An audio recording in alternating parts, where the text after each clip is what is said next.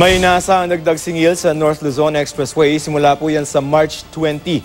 Posibleng di bababa sa 10 piso ang itataas sa toll. Bukod pa dyan, pinag-aaralan na rin ng TRB o ng Toll Regulatory Board ang petisyon ng SCTEX naman para rin sa toll increase. Live mula sa Quezon City may report si Susan Enriquez. San?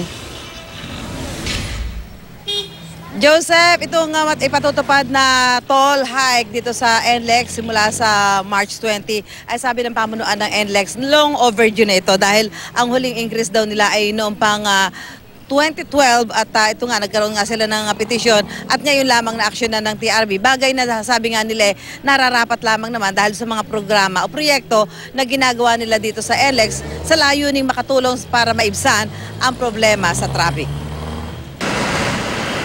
Simula sa Marso 20, madaragdagan na binabayarang toll ng mga motoristang dumaraan sa North Luzon Expressway. Inaprubahan na kasi ng Toll Regulatory Board ang petisyon ng NLEX na dagdag toll mula noong 2012 at 2014. Sa ilalim ng inaprubahang toll hike, may dagdag na 10 piso para sa Class 1 na gagamit ng open system ng NLEX na mula Balintawak hanggang Marilao.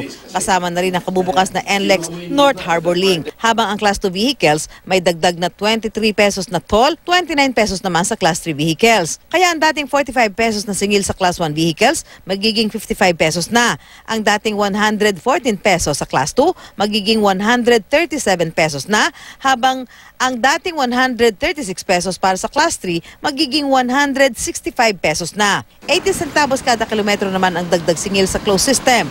Ang dulo-dulong biyahe mula Balintawak hanggang sa Mabalacat, Pampanga, may dagdag na 22 pesos sa Class 1 vehicles, 56 sa Class 2 at 67 sa Class 3 vehicles. Mula sa dating 236 pesos na toll para sa Class 1 vehicles, magiging 258 pesos na.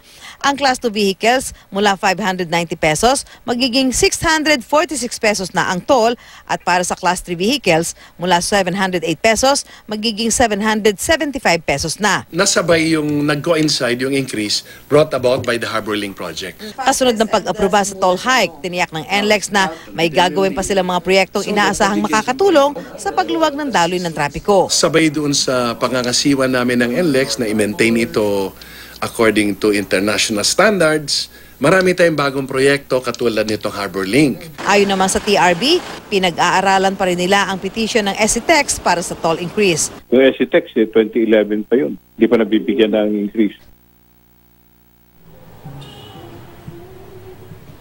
Joseph, ang sinasabi nito ang pamunuan ng NLEX, tuloy-tuloy naman yung mga ginagawa nila mga proyekto dyan para maginhawa ang paglalakbay ng mga motorista. At yun nga, yung layunin na makatulong ito para mapaluwag ang daloy ng traffic dito sa Metro Manila, gaya nga nitong kabubukas lamang na NLEX North Harbor Link. Joseph? San, sakto to, no? Kasi mag-Holy Week, maraming mga babiyahe. So pagtungtong ng Holy Week, pag magbabakasyon kayo dyan, yung kung mag-end-to-end, sabi mo sa Balintawak, yung mga kotse, Balintawak to Pampanga, 22 pesos agad yung madadagdag sa inyong biyahe, no?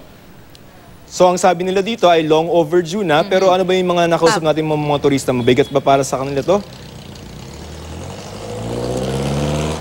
Well, kanina, Joseph, hindi tayo nagkaroon ng pagkakataon na may makausap sana ng grupo ng mga bus company sana o yung mga bus operators, ano? Pero siyempre alam naman natin lagi na kapag kami mga ganyang pagtaas, hindi naman nila magiging welcome agad sa kanila yan. Definitely, meron silang mga reservation dyan at sasabihin nila, ito ay makaka-apekto sa kung ano man yung negosyo nila. So, siguro abangan na lang natin, no? Antabayan na natin sa mga darating na araw kung may gagawin ba silang mga hakbang dito. Sila may hihingi ng taas sa pasahe dahil nga nagkaroon ng pagtataas dito sa toll sa NLEX. Kung sasabihin halimbawa, yung mga produkto na iniluluwas nila sa Manila at tataas sa toll, malamang na sasabihin nila dyan kung ibebenta nila sa mga pamilihan, medyo magkakaroon ng pagtaas dahil tumaas ang singil dito sa toll. Ganoon naman lagi, alam naman natin ang kalakaran, ano? Kapag kami tumaas, kailangan babawiin nila doon sa kung ano man yung mga produkto na ibinibigay nila sa mga tao. Joseph? So ano naman yung isusukli ng NLEX na mga pagbabago, kumbaga, ang sinabi naman natin, given the fact na medyo long overdue na yan, but of course, this is additional cost sa ating mga motorista, ano naman ginhawa kaya yung pwede nilang isukli, lalo na at inaasahan natin yung influx pagka may mga bakasyon na tayong aabangan.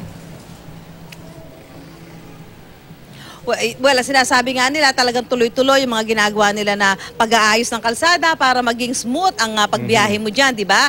Yung kanilang mga toll, nilalapara nila para kasi yung mga reklamo dyan na parang pag sa toll daw nag-aabot-abot, nagkakaroon dahilan to ng traffic. So, isinasaayos nila yan. At isa pa sa mga pinagmamalaki nila, bago daw matapos ang taong ito, Joseph, itong North Harbor Link na ngayon ay andyan lang sa may 5th Avenue sa Caloocan, ito daw ay tatapusin this year, hopefully, hanggang dyan na ang bagsak na ng mga dadaan dyan ay dyan na sa may Road 10 sa lungsod ng Maynila, dyan na mismo sa pinaka-pier, Yun yung pinagmamalaki nila na tatapusin at inaasahan nila na magagamit ng mga turista o ng mga motorista within this year. At yan ay isang napakalaking bagay, lalong-lalo na doon sa mga container, yung mga truck na naghahatid ng mga produkto dyan sa ating mga pier para mabawasan yung oras nila sa biyahe at makatipid din sila sa mga konsumo gaya ng gasolina, Joseph.